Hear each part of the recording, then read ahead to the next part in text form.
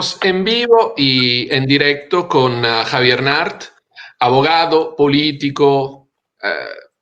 Yo creo que es bastante aburrido hablar con políticos, pero hoy estamos hablando con una persona que efectivamente ha vivido, porque Javier Nart ha sido también corresponsal de guerra y escritor.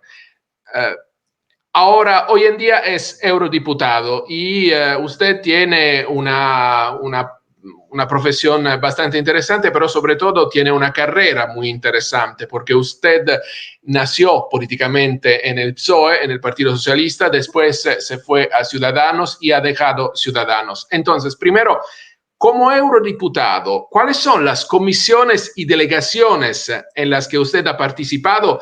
Y sobre todo, ¿cuáles han sido sus responsabilidades en esas comisiones y delegaciones?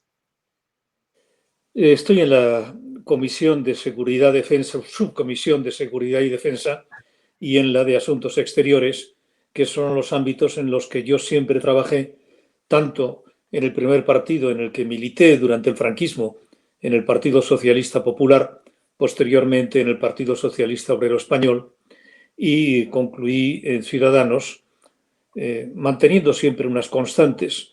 Yo he creído siempre en dos criterios fundamentales, que es la igualdad y la solidaridad.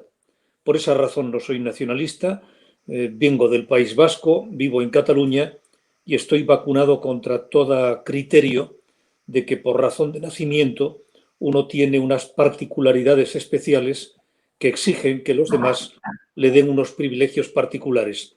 El nacionalismo es lo más reaccionario y casposo que existe, porque en último término es entender que uno es diferente, pero siempre uno es diferente para ser mejor. Nadie es diferente para ser peor. Entonces esos criterios supremacistas no están en mi ADN. Nosotros hacemos entrevistas sobre América Latina, sobre Europa, pero yo siempre quiero explicar por qué un italiano o una persona de origen italiana, porque yo soy franco-italiano, se interesa de esto. Porque efectivamente nacionalismo, soberanismo, extremismo son temas muy fuertes en países en América Latina, pero desafortunadamente también en España y en Italia. Nosotros también tuvimos una revolución con un partido, el Movimiento 5 Estrellas, que subió en una noche prácticamente al 30% y ganó las elecciones, pero la situación ahora es casi desesperada a nivel económico y desafortunadamente el COVID no tiene nada que ver. Usted conoce los hombres, usted ha visto también cómo cambian los hombres y yo me gustaría conocer los motivos, cuáles fueron sus motivos para salir de Ciudadanos y cree que ha habido cambios desde entonces en el rumbo político de ese partido, porque yo hablo de hombres porque usted siempre habló del líder de Ciudadanos con cariño casi, ¿me equivoco? Yo tengo una enorme admiración por ese grupo de personas que desde la nada y contra todo el mundo, contra el establishment socioeconómico, mediático en Cataluña y en España, fueron capaces de crear un partido que fue importante y que espero que vuelva a serlo. Yo reitero, con Ciudadanos tengo una identidad ética, por lo menos inicialmente en lo que fue Ciudadanos, que eran criterios de solidaridad y de igualdad. Reitero, yo no creo que uno tenga un ADN correspondiente a los genes en los que uno se creó. Yo no creo en el multiculturalismo.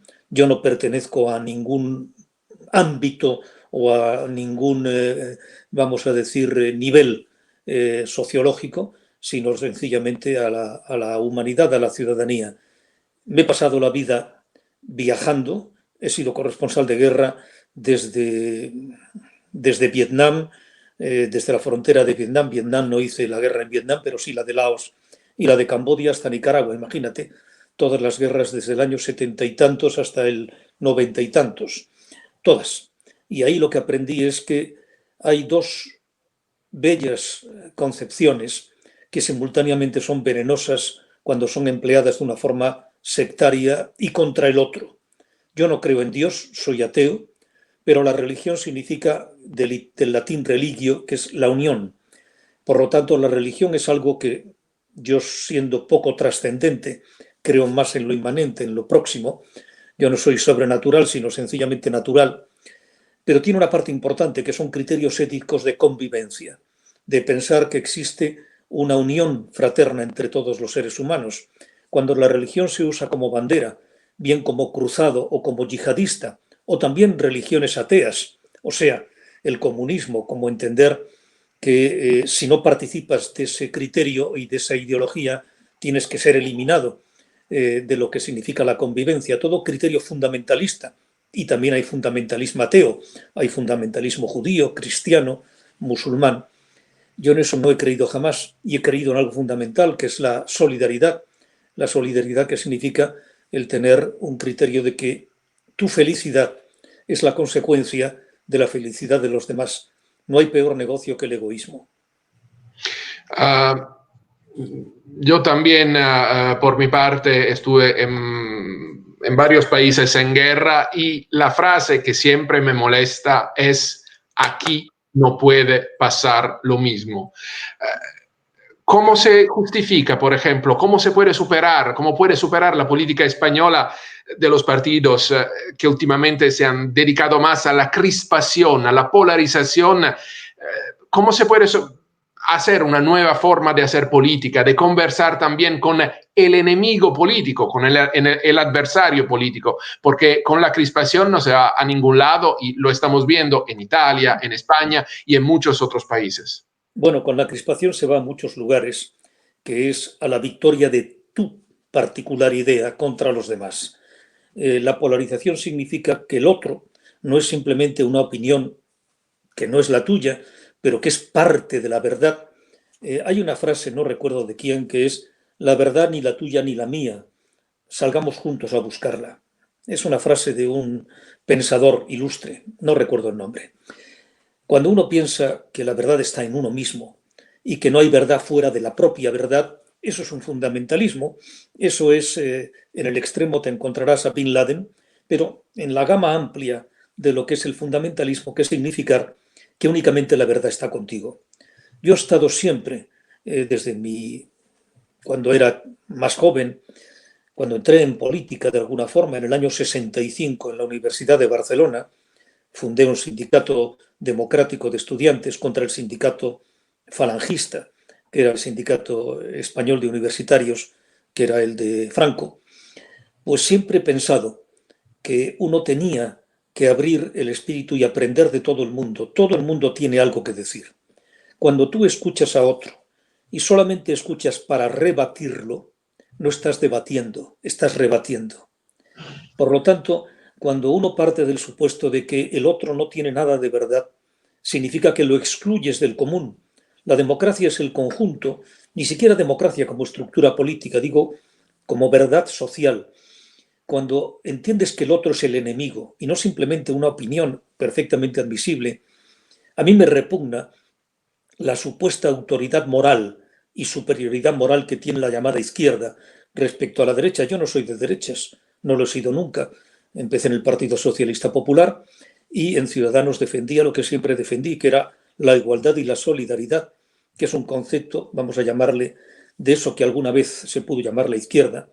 Perdone, pero usted despertó un día y se enteró que las cosas no eran como le habían contado. Es decir, usted nació políticamente en la izquierda, pero me parece que usted ha sido bastante crítico con la izquierda hoy. Vamos, yo he sido crítico con la izquierda sectaria, con esa izquierda que parte del supuesto de que la verdad está en ellos. La verdad está en cualquier lugar donde esté la verdad. Y cuando uno, por ejemplo, en cualquier debate en televisión, observa un debate que yo le llamo un rebate, y te das cuenta de que antes de que empiece a hablar alguien ya sabes lo que va a decir, porque al estar adscrito a un sector, derecha o izquierda, el otro siempre está equivocado y no admites absolutamente nada de lo que el otro diga. Yo hace tiempo participaba en alguno de esos rebates, que no debates, y en alguna ocasión daba la razón a la otra parte. Y era sorprendente porque en ese momento el público aplaudía de forma espontánea. ¿Por qué? Porque estaban hartos de estos voceros de ninguna idea, de ningún pensamiento y de todo sentimiento. Y cuando el pensamiento, que necesariamente es libre y crítico, queda aplastado, porque como yo soy de tal color, tengo que defender tal posición, es algo así como, ¿qué te digo yo?, ser del Inter de Milán y partir del supuesto que la Juventus juega muy mal aunque gane la Copa de Europa. Tienes que darle el mérito a lo que tiene mérito y tienes que reconocer la verdad donde se encuentre. Y sobre todo, que un país no puede estar actuando en una bipolaridad contra la otra mitad del país. España, como Italia, como Francia, tiene una parte que puede ser de centro izquierda, otra parte que puedes llamarle de centro derecha. Después tienes los dos polos, la extrema izquierda y la extrema derecha. Pero todo ello, mientras actúe en libertad y en democracia y respete la opinión de los demás, es perfectamente admisible. Lo que no es admisible es cuando estás escuchando el Congreso de Diputados en España y lo que te encuentras es la navaja cabritera abierta y despanzurrando la barriga del adversario, al que se le niega el pan y la sal, y te encuentras que nada tiene verdad en el otro lado y que la verdad la tienes únicamente tú. Eso es una actitud no solamente equivocada, sino rigurosamente miserable. Y eso destroza la convivencia. Pero usted es la prueba, es decir, hoy en día, en un mundo tan complicado, tan nuevo, ¿tiene sentido seguir hablando de izquierda y derecha? Lo acabas de decir tú. La izquierda y derecha muere en 1990 y tantos, cuando se produce un fenómeno que es la progresiva erosión del crecimiento de la renta de las personas y el incremento de la renta del capital.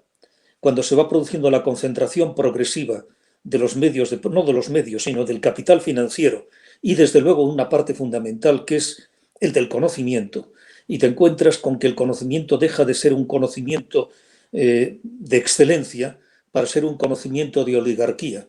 Para darnos una idea, en este momento las universidades puedes dividirla en dos. La universidad media, que produce universitarios medios, y la universidad de excelencia, que produce lo que se precisa para poder gestionar lo que son los factores de conocimiento fundamentales. A esa universidad van dos tipos de personas. Los que tienen mucho dinero por sus padres, además de básicos elementales activos de inteligencia mínimos, y aquellos que son tan buenos que pueden llegar a ella. Hablamos, por lo tanto, de un concepto oligárquico, sectorial, de las personas que puedan llegar. Si a eso le sumas la inteligencia artificial, es algo así como correr el Giro de Italia con buenos corredores, pero con un equipo extraordinario y dopado que te multiplica por 10 la capacidad del otro corredor, que es muy bueno, pero que corre con una bicicleta de hierro y sin equipo. ¿Quién va a ganar? Bueno, pues ante eso tenemos a la izquierda siguiendo jugando con los viejos patrones de siempre. Los sindicatos ya no tienen ninguna relevancia porque lo que hemos convertido es una actividad de producción y de información y de inteligencia y de conocimientos que no tienen fronteras. Por lo tanto, cuando uno está jugando en un terreno corto y el adversario juega en un terreno amplio, que es el mundo completo, estás perdido. Y por eso los sindicatos progresivamente tienen menos relevancia. Y progresivamente los partidos políticos lo que se están convirtiendo, si no lo son ya, es en forma de ocupar sectores de poder, poder político, para ir colocando a los suyos. Yo digo un poco medio en broma, pero bastante en serio, que Lenin y Marx establecieron la dictadura del proletariado y ahora lo que tenemos es la dictadura del secretariado, o sea, los secretariados de los partidos políticos que determinan, en función de la fidelidad, no de la razón, sino de la fidelidad, quién va a ocupar los puestos, que significa en último término puestos de poder, puestos de trabajo, puestos de influencia. Tenemos una realidad socioeconómica que sobrepasa la estructura totalmente arcaica del siglo XX mediados de los partidos políticos, que siguen ocupando el espectro superestructural de lo que es la vida política, cuando la vida política, la polis, lo que significa la ciudadanía, está sobrepasada por una realidad de concentración de intereses financieros, de intereses económicos y sobre todo de conocimiento, sin contar con algo fundamental que rederrumba todo lo que hasta ahora ha existido, que es la inteligencia artificial. Hace unos años... Perdón, una cosa, de sí. esto no hay partido político que te hable. Te seguirán hablando de las carajadas místicas de la izquierda y la derecha. Pero ante la sociedad presente que tenemos, es una sociedad con una concentración progresiva de los resultados económicos en el punto alto de la sociedad, en el 10%, y en ese 10%, por lo menos el 30% se concentra en el 1%. Esa realidad, que significa una concentración descomunal de riqueza, que significa una concentración también de conocimientos y una concentración de inteligencia artificial, de todo eso que es lo esencial, siguen hablando con el lenguaje del siglo XIX y siglo XX. Están perdidos. Todos nosotros hemos visto durante nuestra vida parejas donde se veía que los dos se odiaban. Y usted habló de la pareja PSOE, Partido Socialista, Unidas Podemos. ¿Qué opina usted? La impresión desde afuera es que tienen que estar juntos para atornillarse en el poder, pero en realidad incluso los líderes se odian entre sí. ¿Es una percepción equivocada, según usted? Mira, la razón por la que yo me marché de Ciudadanos y de la Comisión Ejecutiva es porque yo entendía que una fuerza política tiene que ser útil. Una fuerza política tiene que pensar sobre todo en lo común y no en el proyecto individual o particular de cualquiera. En ese momento España no podía ir a terceras elecciones y teníamos que ir necesariamente a un gobierno del PSOE, no porque fuera el mejor o el peor, sino porque es que no había otro. No era el partido que había ganado las elecciones y excepto que hicieran una coalición con el Partido Popular, tenían dos alternativas, o hacerla con Ciudadanos o tener que hacer un gobierno Frankenstein con el Podemos, que son los que no creen en el Partido Socialista ni en la Constitución, y con los separatistas que no creen en el país. Eso es una monstruosidad, pero que en este momento opera porque Podemos tiene como objetivo ocupar alguna área de poder.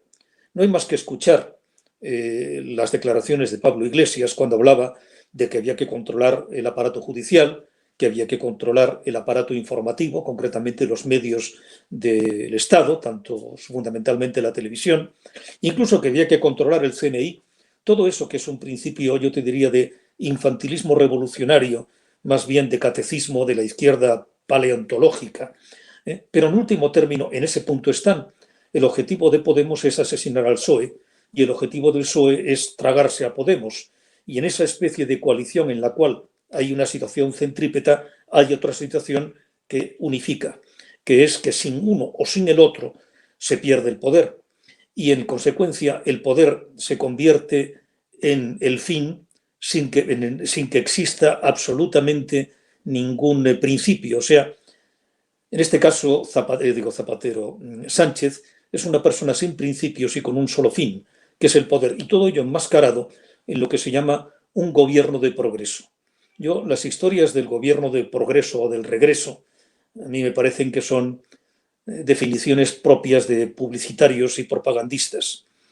La definición de progreso significa cuando el país avanza y no se hacen simplemente gestos espectaculares. En este caso, en España, se reedita algo que es terrible, que es el espectro de yo diría, del guerracivilismo, con lo cual el Partido Popular se convierte en el Partido Franquista y el Partido Socialista se convierte en el Partido de la Libertad y la Democracia. Bueno, cualquiera que haya leído la Guerra Civil la denominaría la guerra incivil, que es como la declaró Unamuno, y que decía que entre los unos con H y los otros sin H estaban haciendo exactamente lo mismo, que era masacrar la piel ibérica y el pueblo español. No me siento en absoluto representado por aquellos bárbaros, asesinos de un lado y de otro. Algunos le llamarán a eso equidistancia, yo le llamo leer la historia y conocer que en una guerra donde se extermina al otro, porque el otro es el mal absoluto, no hay verdad. Hay sencillamente una patología criminal. Yo tengo la impresión que estamos también frente a una verdadera guerra de las ideas. Usted conoce el poder de las palabras, entonces le pregunto, ¿hasta qué punto, por ejemplo, es justificable el empleo del lenguaje inclusivo en el ámbito político? ¿Hay falencias en este lenguaje? Es una perfecta gilipollez, más claro el agua. El hecho de decir en castellano, en español, el decir todos y todas es una redundancia porque el todo se engloba absolutamente a todo el mundo. Hubo una persona que llegó a decir aquello de portavoz y portavoza, cuando no se da cuenta que la palabra voz es femenino, la voz. Bueno, todas estas personas yo les recomendaría que se dieran una vuelta por lo que es la gramática y por lo que es la capacidad de conocer el idioma. Sobre todo por una cuestión, no hay nada más reaccionario y yo diría semitotalitario que el tratar de imponer unos modos desde la élite. El lenguaje, el idioma, es un vehículo que utiliza el pueblo, que utiliza la ciudadanía. Y la ciudadanía, por lo tanto, habla de una manera normal, que no es ni buena ni mala ni medio pensionista, es la forma que tiene de hablar.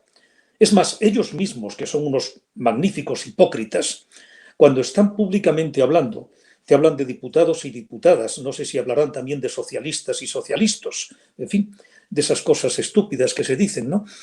Pero cuando hablan en privado, te hablan como hablamos todos. Entonces hay una especie de esquizofrenia, donde se colocan en modo público políticamente correcto y en modo normal. En modo normal te hablan normalmente, pero cuando agarran un micrófono, entonces se colocan en modo público. Y entonces producen estas estupideces y mamarracheces que es el lenguaje inclusivo. Más importante que el lenguaje inclusivo es la inclusividad. Y la inclusividad no es el aparato y el espectáculo, sino que es el considerar la igualdad fundamentalmente por una razón no ya solamente de justicia, sino de necesidad. Una sociedad que ignore a la otra mitad de la sociedad, que son las mujeres, está caminando con una sola pierna.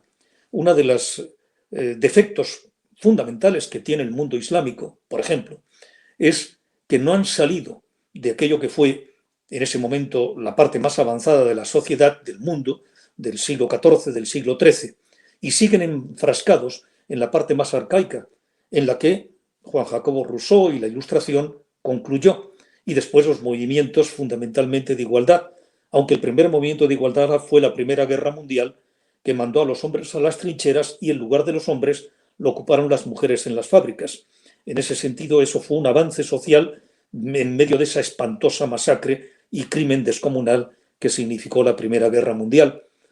Pero el pensar que vamos a cambiar la sociedad porque una serie de pijos ilustres te hablen de una forma inclusiva, totalmente impostada, artificial, que no es la forma con que ellos hablen, esto habrá un tiempo en que nos daremos cuenta del nivel de la inmensa gilipollez en la que se ha vivido, que es lo que se llama la corrección política, que te da por consecuencia, por ejemplo, que no se puede decir que una persona es negra, porque eso es tabú. Y yo diría, óigame, ¿qué significa Sudán? ¿Lo sabe usted? Sudán viene del árabe aswad, negro. Por lo tanto, los sudaneses del norte y del sur y los sudaneses del África Occidental, que se llamaban también sudani, se están perjudicando a ellos mismos o insultando a ellos mismos. Y la nación que se llama Níger o Nigeria, ¿de dónde cree usted que viene? Y la palabra moro tampoco se puede decir porque es políticamente incorrecta. Óigame, ¿y Mauritania qué? ¿Sabe usted lo que significa Etiopía? Viene del amárico a etiopos, hombre de cara quemada. Al final, lo que hace falta es rascar un poco la ignorancia y entrar en lo normal. Y cuando uno va a África, los africanos a sí mismos se llaman negros. Lo que pasa es que quizás en los congresos ilustres donde van toda esta serie de pijos, pues están hablando en lo políticamente correcto, pero si fueran a las aldeas y a los pueblos, entre ellos, normalmente se definen como lo que son. Y eso no es bueno ni es malo, eso es. Lo digo porque como yo cuando voy a África no me quedo en los hoteles, voy al interior, camino con las gentes, estoy en los lugares donde no va nadie y si van es para ver una danza ritual, hacerse unas fotos y volverse al Hotel 5 estrellas.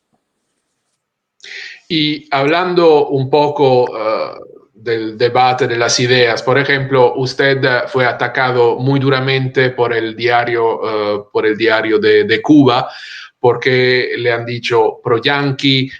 ¿Cuál es su posición, incluso como eurodiputado, frente a lo que está pasando día a día en Cuba? ¿Y qué opina usted? ¿Cómo se está portando la Unión Europea bajo el mando de Borrell en las relaciones con América Latina y con Cuba?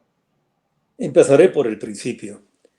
La única acción criminal, querella criminal presentada contra el gobierno norteamericano, contra George Bush, contra el vicepresidente Cheney, contra el presidente o el jefe del director general de la CIA, contra el general Tenet, que era el general responsable de Guantánamo. La hice yo, defendiendo no a un terrorista. Yo no he defendido jamás terroristas, defendiendo derechos humanos.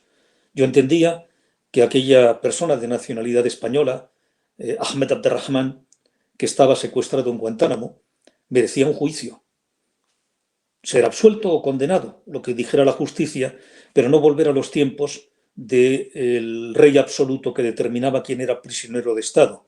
Cosa que, por otra parte, ha hecho un premio Nobel de la Paz, que a mí me escandaliza. El señor Obama los ha seguido manteniendo en una situación que es delictiva en cualquier país del mundo, que es una persona detenida sin asistencia judicial. Bueno, ese lo hizo yo. Así que ya verá usted el tipo de pro-imperialista que yo soy. En Nicaragua, cuando allí no había ilustres solidarios europeos, el único que estuvo allá en la guerra en el 79 fui yo, y fui herido en guerra en el Frente Sur Benjamín Celedón, en el frente que dirigía en ese momento Eden Pastora, y mi amigo asesinado por el general Noriega, el mafioso Noriega, Hugo Espadafora, un panameño heroico. Bueno, dicho eso, yo he defendido siempre la libertad, y para mí la libertad es la capacidad de discrepar del poder sin terminar en la cárcel. La Unión Europea ha firmado un tratado, un convenio con Cuba que determina unos estándares mínimos de respeto a derechos humanos, que significa la capacidad precisamente de libertad sin terminar en la cárcel. El poder no es un poder que posea la verdad y la capacidad en consecuencia de que determinar que estar enfrente de o no estar de acuerdo con el poder te signifique una situación de prisión. Eso yo lo viví con Franco. Pues yo pido para los cubanos lo que pido para mí. Y a mí hay algo que me escandaliza de estos que yo llamo izquierdistas de pandereta, que son aquellos que defienden la dignidad de tal o cual pueblo, pero que serían incapaces de permitir que sus ilustres pellejos sufrieran limitaciones a su libertad como la que requieren para otros países, que es lo que yo llamo luchar contra el imperialismo hasta el último venezolano. Eso me parece que se llama racismo ideológico. Y otra vez, porque pregunto al periodista y al escritor más bien que al político, ¿cómo es posible que esta narración siga ganando adeptos, por ejemplo, en la Unión Europea? Para quien nos escucha, en Italia tuvimos, por ejemplo, el caso de muchos médicos cubanos que llegaron a Italia supuestamente para pelear contra la pandemia y que no estaban, no lo digo con racismo, no estaban preparados, no hablaban el idioma. Y entonces los médicos italianos dijeron, muchos dijeron en varios hospitales, por favor, estas personas no son adecuadas, no pueden ayudarnos. Pero el régimen cubano vendió esta situación, esta misión como algo hecho para un pueblo como el italiano. ¿Qué se puede decir? ¿Cómo es posible que siga funcionando esta narración político-ideológica y sobre todo que siga funcionando en el primer mundo? La razón es bastante clara y bastante miserable. Aquellos que son incapaces de arriesgarse, de luchar, de defender unos principios, siempre se busca un referente remoto en el que colocar todas las esperanzas y todas las ilusiones. Hay un libro de un venezolano muy interesante, Carlos Rangel, que se llama Del buen salvaje al buen revolucionario. Yo me he encontrado siempre con una extraña, yo diría, tolerancia por parte de la izquierda de pandereta respecto, repito, a comportamientos que no admitirían en su propio país para ellos mismos. Yo no pido para los demás menos de lo que pido para mí, porque yo creo que cualquier persona en cualquier lugar del mundo precisa para su propia dignidad el poder actuar en elemental libertad. Las misiones médicas cubanas han sido definidas por la OEA y no hay más que ver cuáles son los criterios. Vamos a ver, cuando Médicos Sin Fronteras acude a Etiopía y actúa en un hospital, los médicos reciben un salario y reciben una cantidad de dinero, tienen la libertad de dejar el empleo en cualquier momento, tienen la libertad, si quieren, de casarse con una mujer del lugar, tienen la libertad de poder deambular, evidentemente cumpliendo con sus obligaciones laborales, tienen el pasaporte en la mano. Bueno, eso es lo que yo pido para las misiones cubanas, que los médicos cubanos reciban íntegramente el salario que son pagados por los gobiernos correspondientes, que puedan tener el pasaporte, que puedan decidir si quieren casarse, no casarse, quedarse, marcharse, evidentemente cumpliendo con el trabajo al que han sido contratados. Eso es lo que yo pido para los médicos cubanos, que es lo que yo pido para Médicos Sin Fronteras. Vamos a ver, una de las primeras ONGs que se fundaron en España, antes de que se llamaran ONGs, es una que fundamos entre varios amigos para crear hospitales de guerra en África. Se llamaba Consejo Interhospitalario de Cooperación. Tuvimos médicos palestinos, españoles, enfermeras. A ninguno de ellos le retiramos el pasaporte, a ninguno de ellos le prohibimos sus relaciones, a ninguno de ellos les tomábamos una cantidad del salario que habían contratado y que recibirían. Digo contratado no por nosotros, sino nosotros con ellos, y se lo pagábamos nosotros. No lo pagaba el país llamado Mozambique, llamado Chad o llamado Congo, en su momento Zaire en aquellos tiempos. Pues sencillamente yo pido para ellos lo que nosotros hacíamos con los muy buenos médicos del Consejo Interhospitalario de Cooperación en los hospitales de guerra que establecimos en Mozambique, los hospitales de emergencia en Congo y también de guerra en Chad. ¿Y hubo una cualquier respuesta por parte de La Habana, del gobierno de Cuba, a estas acusaciones? Yo sinceramente lo que deseo es que el acuerdo que existe entre la Unión Europea y Cuba se cumpla. En ese sentido, como vicepresidente primero de la delegación centroamericana del Parlamento Europeo, vamos a hacer una visita, esperamos en febrero próximo, a Cuba y a Nicaragua. Nicaragua en función de las elecciones que van a tener próximamente y Cuba porque hace mucho tiempo que no va de elección alguna ya.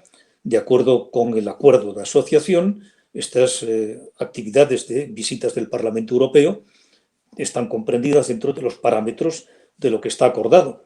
Y yo lo que deseo es escuchar, oír y a la vuelta opinar. En este momento tenemos unas informaciones que nos han llegado y lo que queremos es contrastarlas y yo lo que más deseo es decir, me equivoqué. ¿Por qué? Porque entonces podré decir que existe unos espacios que deseo que existan en Cuba de libertad, de respeto a derechos humanos y de democracia. Yo no tengo ninguna satisfacción con que las informaciones que nos llegan sean verdaderamente lo que ocurre. Desearía con todo mi corazón que no fueran ciertas. Eso significa que el pueblo cubano está en una situación mejor.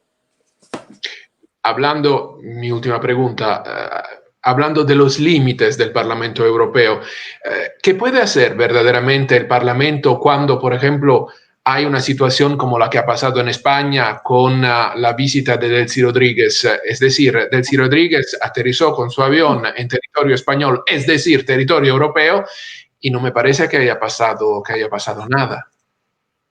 Bueno, lo que tenemos es a un ministro, que es el señor Ábalos, que es capaz de mentir de forma continuada en un rosario de encadenamiento de mentiras. Claro, decir que el terreno y el espacio aéreo español no es espacio aéreo comunitario ni tampoco español, pues bueno, es realmente un alarde, yo diría, de desfachatez, de ignorancia, de caradura o sencillamente de lo que es y es qué más me da lo que me digan si lo que me digan no me importa, ya que mientras yo pueda mantener mis espacios de poder y como lo dice la derecha, que ya se sabe que la derecha es intrínsecamente perversa, pues no hay ningún problema. Entonces, lo que ocurrió con Delcy, hay dos historias, no solamente la llegada física, sino los 40 bultos que Delcy llevaba en su equipaje, 40, y que pasaron a otro avión sin pasar por la aduana. Yo me preguntaba que hacen 40 bultos importantes en un avión para pasar a otro. Yo tengo algunas ideas puramente a nivel de sospecha. Si tenemos en cuenta de que uno de los puntos de exportación de lo poco que queda en Venezuela, que es el oro, pasa por la conexión con Emiratos Árabes Unidos, que es un lugar donde se vende oro con gran importancia, sobre todo en Dubái, o con Turquía, y resulta que uno de los destinos era uno y otro lugar, pues en fin, 2 y 2 son 4, 4 y 2 son 6, 6 y 2 son 8 y 8 16. Pues las cosas encajan. En fin, yo no es que sea muy listo, pero juro que no soy muy tonto. Y entonces usted cree que se puede hacer algo, incluso si el gobierno nacional de un país miembro de la Unión Europea no quiere colaborar, se puede empujar a este gobierno a respetar las reglas comunitarias. Bueno, es difícil porque no hay establecida sanción alguna, pero realmente si queremos ser respetados, tenemos que ser respetables. Mi última pregunta, de verdad, ¿cuáles son, según usted, las prioridades en materia de salud pública y en general en el Parlamento para este año 2021? Es decir, hemos vivido el Brexit, hemos vivido el COVID, la pandemia que todavía sigue. ¿Hay nuevas prioridades? ¿Han cambiado las prioridades según usted? Hay una prioridad estratégica de la que se habla muy poco. Estamos ante una presencia de pandemias de forma cíclica. Acordémonos del SARS, acordémonos de las diferentes pandemias anteriores que se fueron resolviendo hasta que llegó esta que es masiva. Se precisaría una task force, una fuerza de trabajo conjunta para establecer una estrategia respecto a pandemias generales que puedan ocurrir. Lo que no tiene sentido es que no saquemos conclusiones de lo que ha ocurrido y simplemente tengamos una respuesta puntual y episódica en función del impulso que nos llega. Esto es un partido que no es jugar al tenis y según te llega la pelota se responde. Tenemos que adelantarnos. Hay que crear una estructura estratégica de la misma forma que deberá crearse una estructura estratégica de respuesta al crimen organizado, de respuesta al yihadismo, al terrorismo, que en la Unión Europea se ha avanzado en ese terreno, pero no existe ninguna de respuesta global de la Unión Europea, por lo menos de la Unión Europea, en cuanto a pandemias. Y por lo tanto, la creación de una institución científica europea compuesta por los diferentes países, pero conjunta y unitaria, que exista una respuesta también unitaria y no una respuesta nacional, que en el caso español es primero nacional y después autonómica, cuando la pandemia no tiene fronteras. Evidentemente, no tiene el mismo impacto la pandemia en Finlandia que en Andalucía. Pero lo que no se puede hacer es una respuesta nacional y dentro de la nacional, regional o autonómica. Eso es política en el más ridículo sentido de la palabra. Javier Nart, muchísimas gracias. Un abrazo.